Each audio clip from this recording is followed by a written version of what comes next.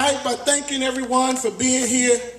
I want to thank the wonderful people, the owners of this establishment. Where are they? Where are they? Where are they? Come on, y'all stand up. Y'all, come on.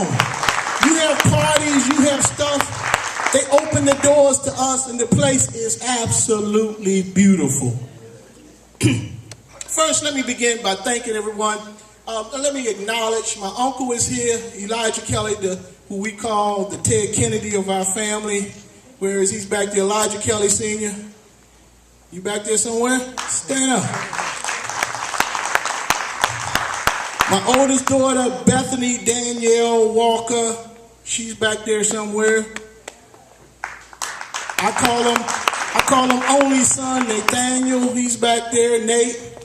And of course, my youngest daughter, who's a writer, and I wanted her to speak. She said she wasn't going to do it because I didn't have no budget for her.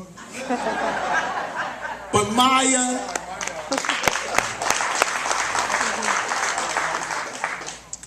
so first let me begin by thanking everyone for being here tonight as we begin a journey that I believe will lead to a new era of governance in our county. Many of us are concerned about the direction of our county, whether it's getting your trash picked up on time, the eviction from the home of a man like Ray Razor, the illegal arrests of young African-American men standing on street corners and in front of stores, an unprecedented wave of foreclosures made easier by a vote of our current council representative, registering for Medicaid and Obamacare, finding affordable and quality housing for the elderly, getting a fair shake for contracts by minority business owners, giving go-go promoters an opportunity to provide entertainment and make an honest living, getting help for community nonprofits. And by the way, the founder of the People for Change Coalition, if you have a nonprofit, you should be involved. I think Sandy is here. You heard from Jerry earlier. Whereas I encourage everyone who's supporting me to join this organization because they fight as a lobby for nonprofits, and we need that in the county. And like me, they aren't afraid to speak out. You know, the nonprofits to me are the first responders in the fight against poverty. I'm concerned about restoring the rights of returning citizens. Some people call them ex-offenders. I call them returning citizens who have served time and now need a job. The system has failed us over and over again.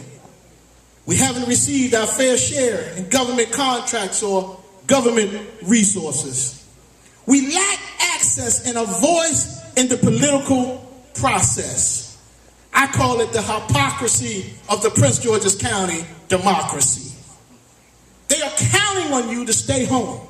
They are counting on you not to register. They are counting on you not to go to the polls and vote. They're counting on you to do what we have done for so many elections in the past, saying it's too much, we can't beat them. But I say it's time for us to stand up and be counted.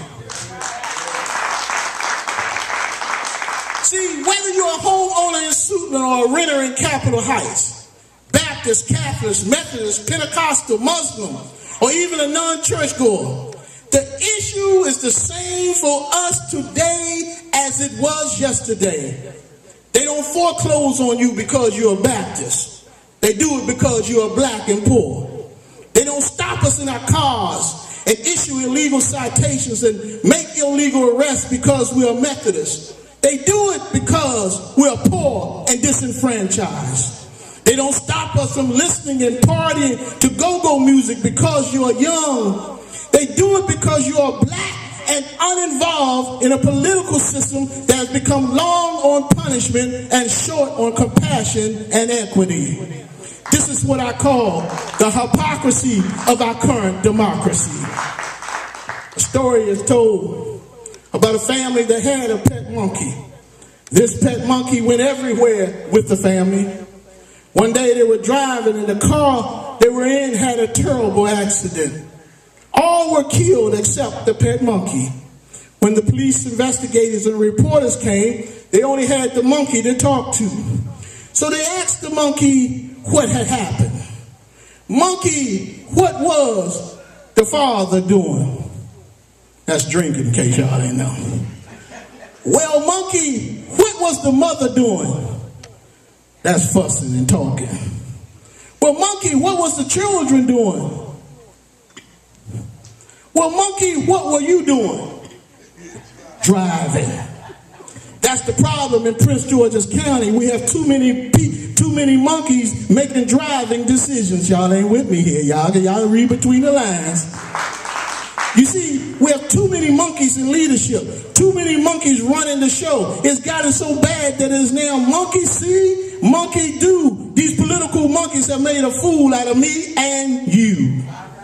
Today, as I come, as a voice for ordinary people seeking to do extraordinary things, standing on the shoulders of those who have come before me, and inspired by the spirit of grassroots people who want to change the system, who desire a better life, who will join together to fight each and every inequality that we may face, but to a lesser degree, to build a bridge between churches and businesses, and to bring a sense of accountability and responsibility to those who mean the most, and those are the residents in District 7, Capitol Heights, District Heights, Forestville, Oxon Hill, Temple Hills, Marlow Heights, Hillcrest Heights, and Suitland.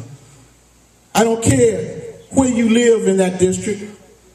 I don't care where you work in that district. You will agree with me that we are worse off today than we were 4 years ago. Our quality of life has deteriorated. Somebody said to me a few weeks ago that the devil we know is better than the angel we don't know. I say that devil is destroying our community and our way of life. Our security net has been pulled from under us.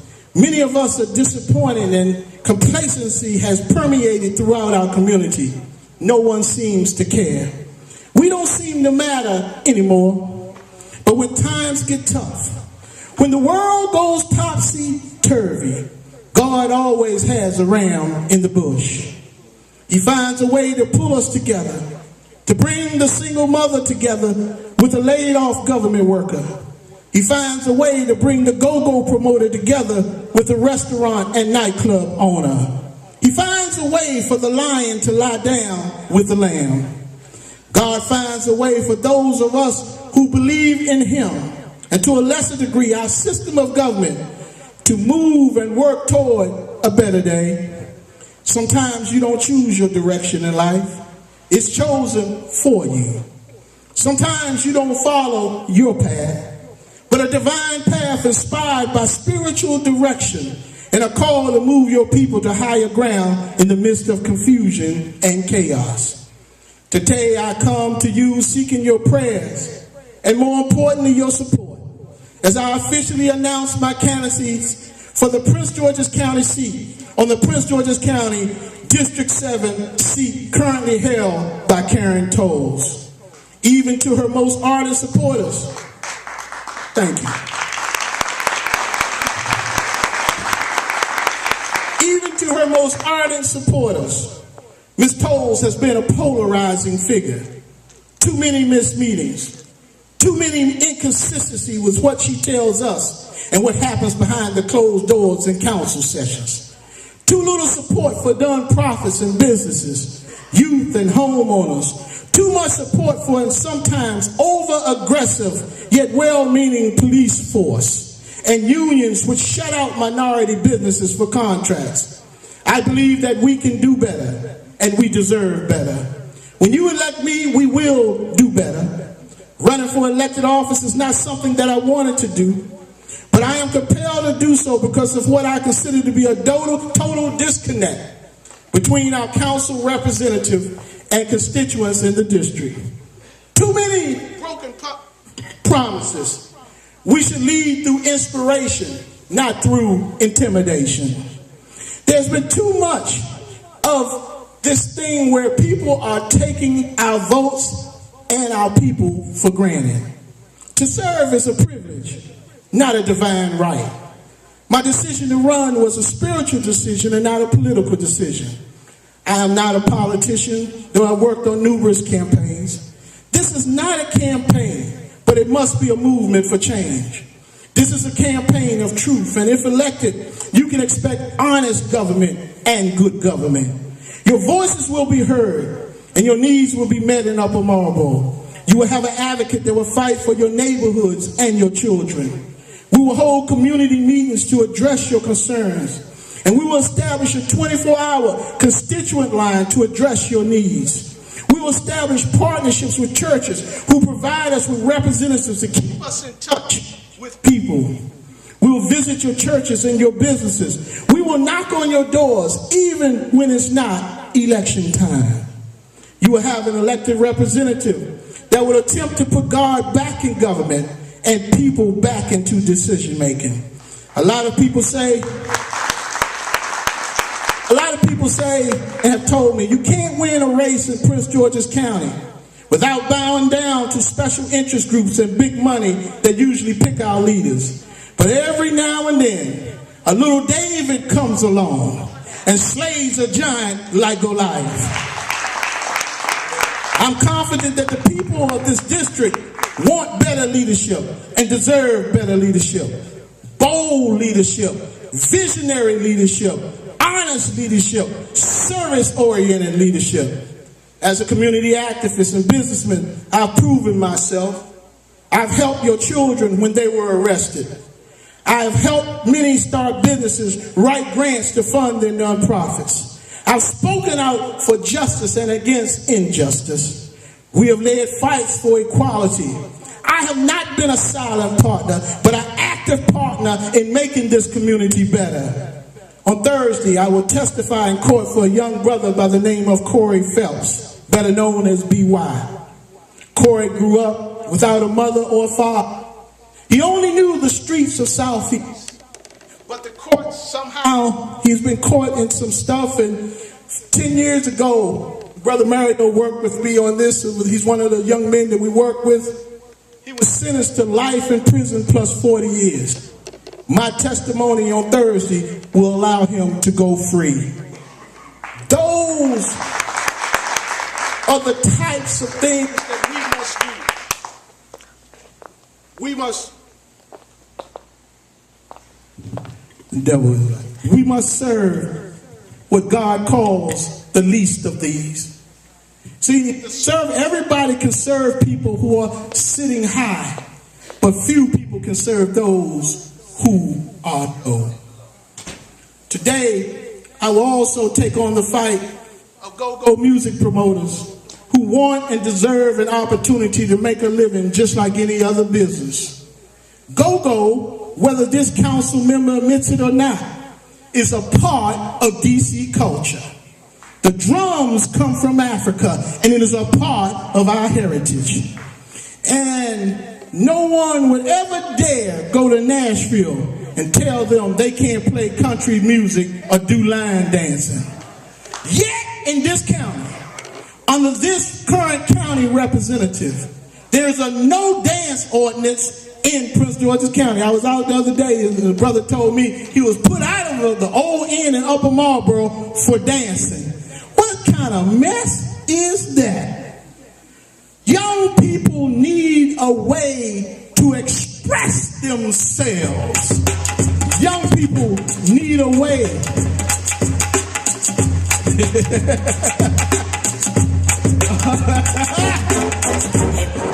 All right, wind it up, Chuck.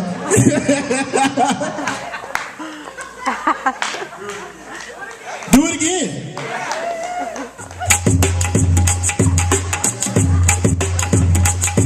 See, the old people like it too. Look at it, look at it, look at it.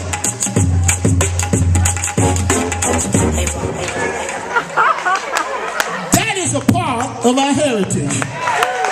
That is a part of who we are.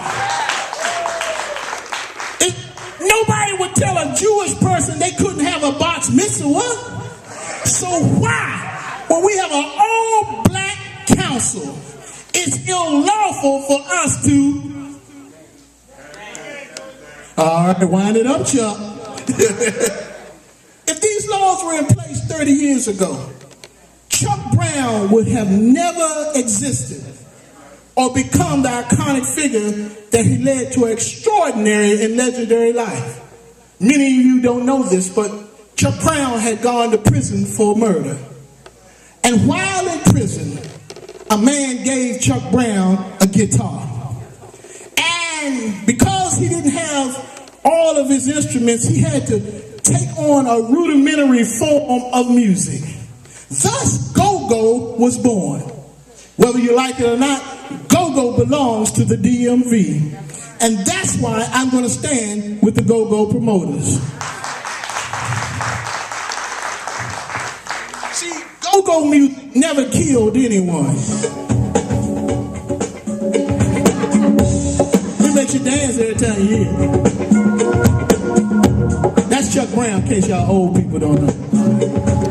Eat what you got until you get what you need. Go-go music never killed anyone.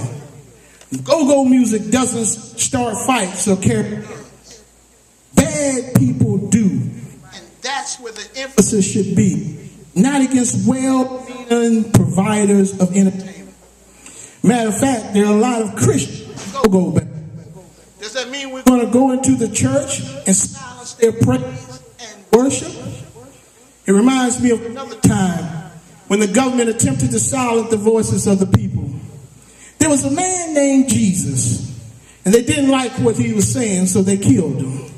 There was a man named Malcolm X, and then they didn't like what they were saying, and they killed him. There was a man named Martin Luther King Jr., and today, as